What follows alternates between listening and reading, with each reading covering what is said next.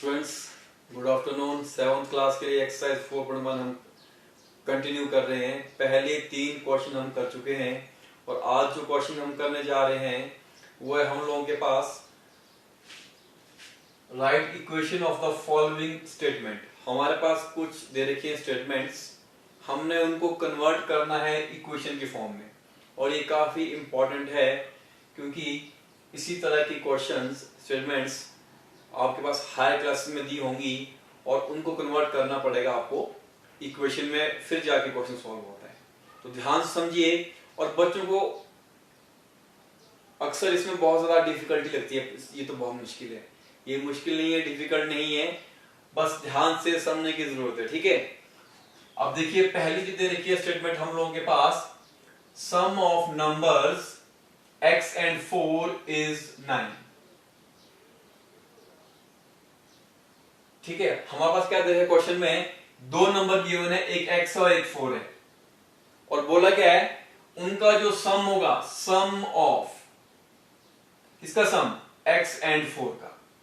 मतलब जब x और 4 को आप प्लस करोगे, x और 4 ये दो नंबर है हमारे पास, सम दे रखा है, सम करना है इनका, मतलब इनको ऐड करना है तो हमारे पास 9 आएगा, तो हमारे पास 9 आएगा। तो स्टेटमेंट को ध्यान से पढ़िए, जो उसमें बोल रहा है वही करना है हमने। तो ये बन गई इक्वेशन x + 4 = 9। x क्या हमारे पास, वेरिएबल।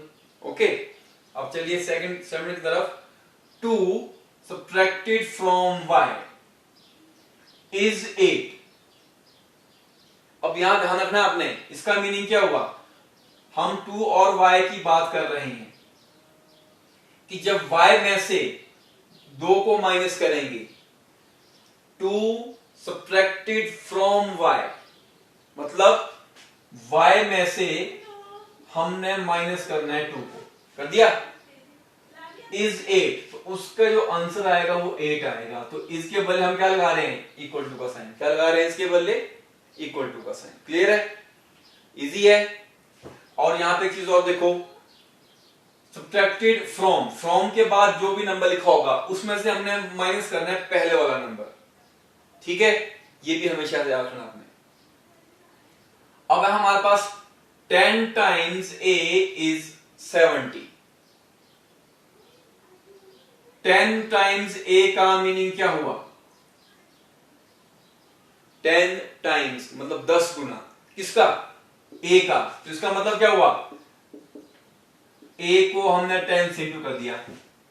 ठीक है, is 70, तो उसका आंसर 70 आएगा।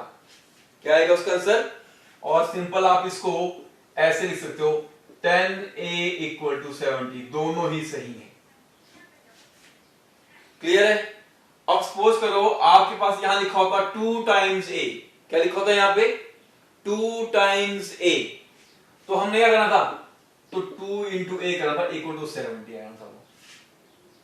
अगर यहां पे लिखा होता 3 times a, तो 3 into a, 3a = 70 बन जाना था। तो इस तरह से इक्वेशंस फॉर्म होती हैं। तो समझ में आ रहा है, ध्यान से देखिए और ध्यान से इसको समझिए।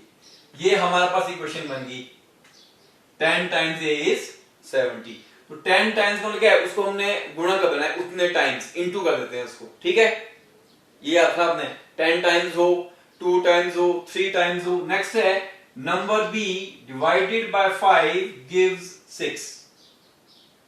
अब देखो जो नंबर b है हमने इसको डिवाइड करना है 5 से, तो b लिखा हमने यहाँ पे, जो हमारे पास वेरिएबल बन गया, इसको डिवाइड कर दिया आपने 5 से, तो क्या बन गया, b/5। डिवाइड करने के लिए इसको हम नंबर को अपॉन में लिखते हैं, दूसरे नंबर को। इज का मतलब इक्वल टू, गिव्स का मतलब इक्वल टू, तो आंसर 6 आता है आंसर। तो ये बन गई क्वेश्चन हमारे पास। ठीक है, अब डिवाइड वाले एक और तरीका लिखने का, जो डिवाइड वाली इक्वेशन होगी, 3/4 of t is 15। 3/4 वो तरीका मैं बाद में कहूंगा, अभी हम इसको करेंगे। 3/4 of t is 15। 3/4 का मतलब हुआ 3/4।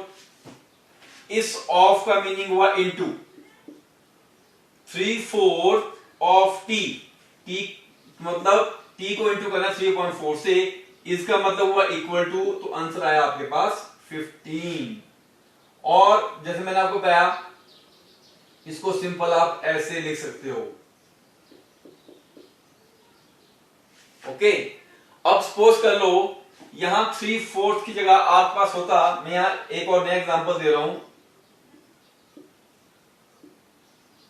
2/5 of t is 15। 2/5 of t, 2/5 का मतलब हुआ 2/5, और इस ऑफ का मतलब क्या हुआ, ऑफ का मतलब हुआ into t is equal to 15। तो जो भी नंबर दिया होगा ऑफ का मतलब इनटू का साइन है, 2/5 का हुआ 2/5, अगर आपका होगा 3/5 तो होगा 3/5। इस तरह से हम इक्वेशंस बना सकते हैं। अब आया हमारे पास 7 times m, again 10 times m ऊपर कर चुके थे ना। 7 टाइम्स m का मतलब हुआ कि n को हमने 7 से इंटू कर दिया, ये हो गया 7 टाइम्स m। यहां तक मैंने सॉल्व कर दिया ये स्टेटमेंट। 7 टाइम्स m का मतलब 7 इंटू m प्लस 7, तो प्लस 7 भी कर दिया इसमें जो बोला है। गेट्स 77, गेट्स का मतलब हुआ इक्वल टू, तो आंसर हमारे पास 77 आएगा। और 7 इंटू m को हम simple 7m plus 7 equal to 17 ऐसे लिखेंगे। ये आया हमारे पास इक्वेशन।